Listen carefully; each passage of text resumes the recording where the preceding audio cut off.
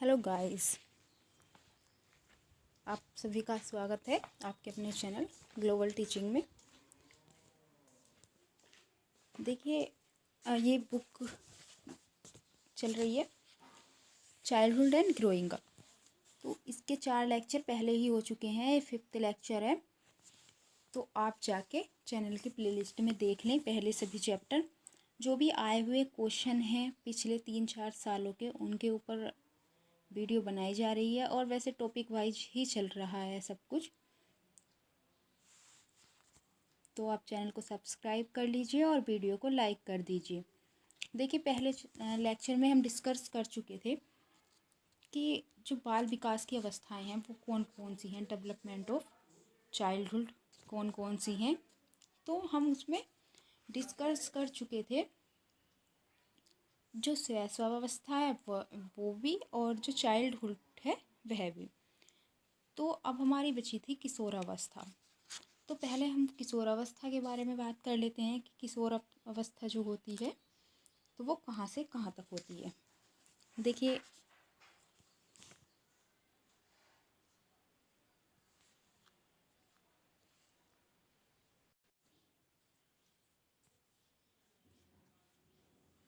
जो किशोरावस्था होती है वो बाल्यावस्था की लास्ट स्टेज है। और ये होती कब से है? 14 से 15 ईयर से 21 ईयर तक।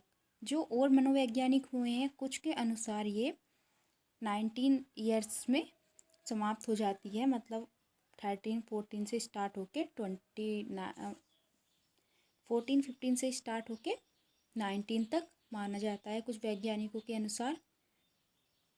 कुछ के अनुसार 21 तक मानी जाती है। आपको कंफ्यूज बिल्कुल भी नहीं होना है, ये सब अनुमानित है।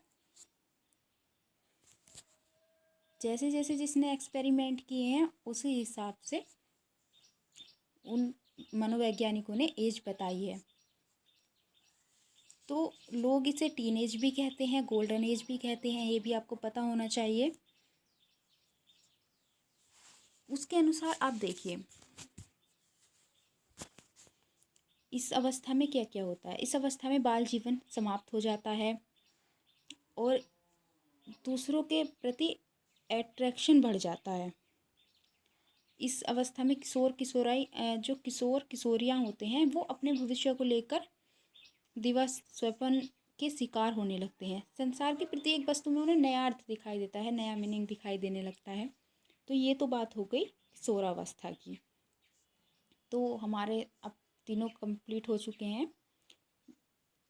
शैशवावस्था के बारे में हम बात कर चुके हैं, बाल्यावस्था के बारे में बात कर चुके हैं और किशोरावस्था के भी। उन दोनों के नोट्स भी प्रोवाइड कर चुकी हूँ मैं, तो आप वीडियो से बना ले चाहें। तो देखिए, अब आज हम नया टॉपिक स्टार्ट करते हैं। ये शॉर्ट क्वेश्चन में आ जाता है, 2019 में भी ये क्वेश्चन पूछा गया था। तो what is the difference between growth and development. सबसे पहले हमें पता होना चाहिए कि वृद्धि एवं विकास में क्या अंतर है। देखिए, वृद्धि वह होती है जिसे हम देख सकते हैं और विकास क्या होता है? अंदर, जिसे हम देख नहीं सकते। इंटरनल चेंजेस जो होते हैं तो वह विकास होता है। और जो वृद्धि होती है वो बाह्य होती है। सब से देख सकते हैं कि कोई छोटा हो रहा है, छोटा रह गया है। विकास सबका एक साथ रहता है, जो टाइम रहता है वो सबका साथ रहता है। जैसे बच्चे साथ के होते हैं, कुछ पतले होते हैं, कुछ मोटे होते हैं, कुछ लंबे होते हैं, कुछ छोटे होते हैं, वो सब दिखता है, तो उसे कहेंगे वृद्धि। पर जो विकास है वो जीवन, जब से बच्चा जन्म लेता है और मृत्यु तक, जितनी भी किसी की एज होती है, मृत्यु तक जो चलता है वो विकास है। अब देखिए, एग्ज़ाम में कैसे लिखना है आपको पता चल गया होगा। वृद्धि एवं विकास क्या है, आपको कन्फ्यूजन बिल्कुल नहीं रखना है, आपको टॉपिक्स क्लियर होने चाहिए।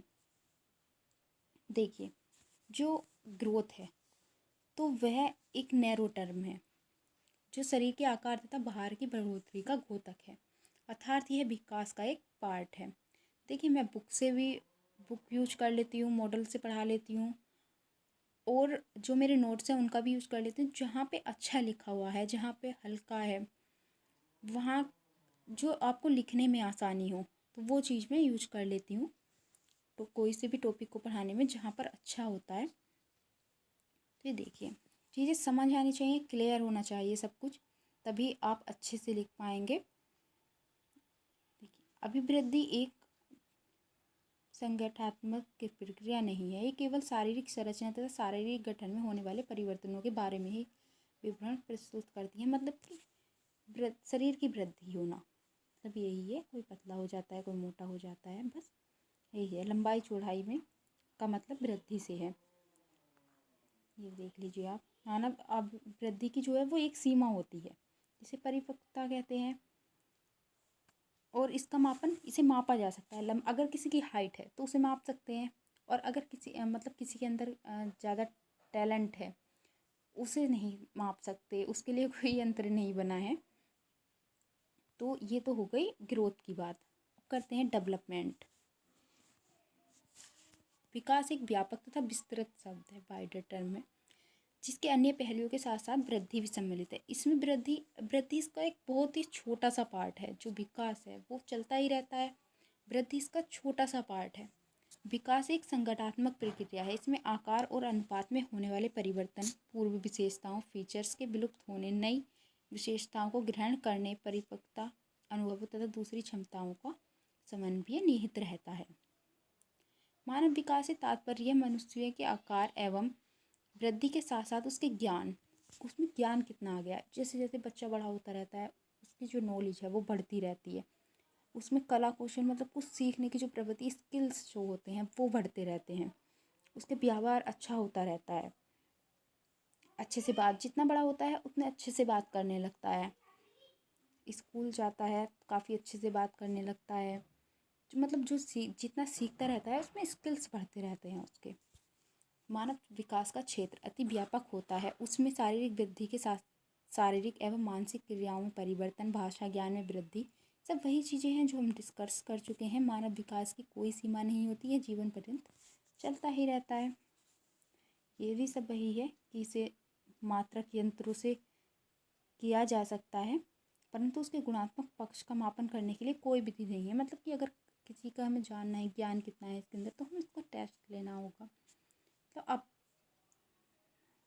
उसका अब मूल्यांकन किया जा सकता है, मतलब हम मूल्यांकन कर सकते हैं उसका कि इसके अंदर इतना ज्ञान है। बट ऐसा कोई यंत्र नहीं है जो हम उसे नाप सकें कि इसके अंदर कितना ज्ञान है। और तो आपको ये टॉपिक क्लियर हो गया होगा। अब देखिए मीनिंग्स, देखिए मीनिंग्स का मतलब आपको पहले लिखना है ग्रोथ और डेवलपमेंट क्या है।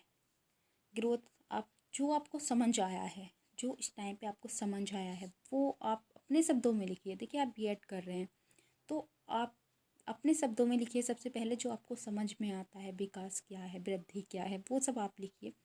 फिर आप मनोवैज्ञानिक की एक डेफिनेशन उठाइए, वो आप लिखिए कि उन वैज्ञानिक, जो मनोवैज्ञानिक थे, उन्होंने क्या कहा था। आप कोई सा भी, काफ़ी सारे मनोवैज्ञानिक ने, सबने अपनी अपनी अलग अलग डेफिनेशंस दी हुई हैं।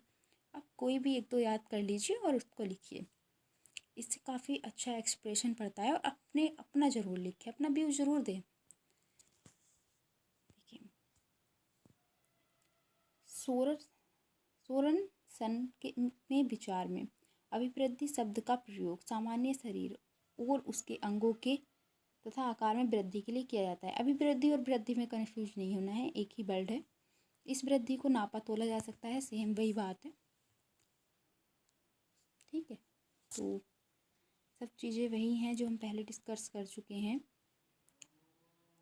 देखिए हरलोक के विचारों में विकास अभिवृद्धि तक ही सीमित नहीं है, इसके बजाय इसमें परिपक्वता के लक्ष्य की ओर, मतलब विकास में लक्ष्य की ओर बंदा बढ़ने लगता है। डेवलपमेंट, देखिए अगर आप हिंदी मीडियम से हैं तो आप इंग्लिश की कुछ लाइनें लिख के आइए, उससे बहुत अच्छा एक्सप्रेशन पड़ता है।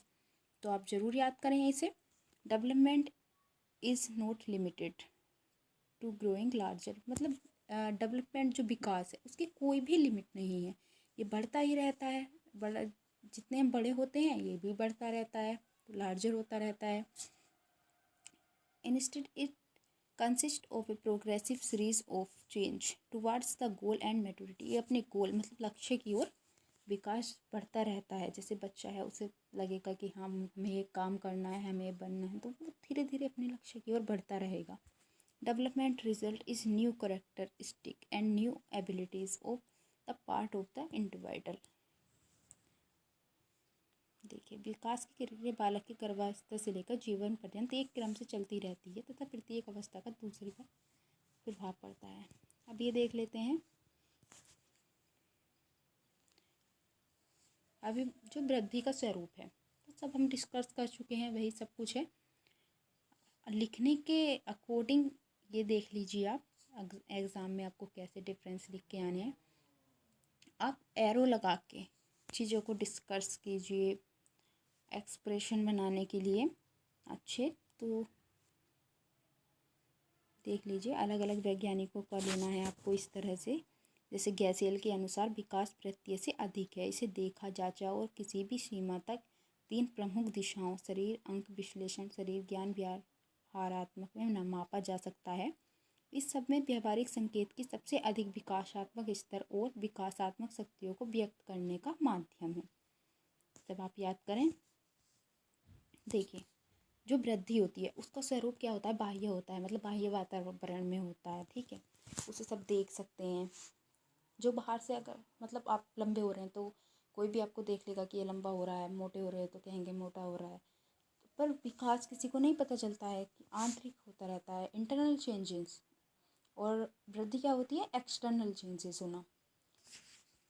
वृद्धि कुछ समय बाद रुक जाती है, हाइट कुछ समय बाद रुक जाती है बढ़नी। ये नहीं है कि पूरी लाइफ में हाइट जो है वो बढ़ती रहेगी। और विकास जीवन पर्यंत, मतलब ज्ञान बढ़ता रहता है, जितनी एज बढ़ेगी उसके साथ साथ ज्ञान भी बढ़ता रहेगा। वृद्धि का प्रयोग संकुचित अर्थ है, मतलब छोटा है, पर विकास नॉलेज बढ़ती ही रहती है, इसका अर्थ भी बड़ा है। वृद्धि में कोई निश्चित क्रम नहीं है, विकास में एक निश्चित क्रम होता है। वृद्धि की कोई निश्चित दिशा भी नहीं है, बढ़ रहे हैं तो बढ़ रहे हैं, ये नहीं है अगर छोटे रह गए तो रह गए। विकास की एक निश्चित दिशा होती है, मतलब लक्ष्य पाना चाहता है वो। तो यही था आज का। तो इसी के साथ आज यहीं पर एंड करते हैं। तो ये हमारा सारे टॉपिक कंप्लीट हो चुके हैं। अब हम नई यूनिट स्टार्ट करेंगे। Thank you. हाँ।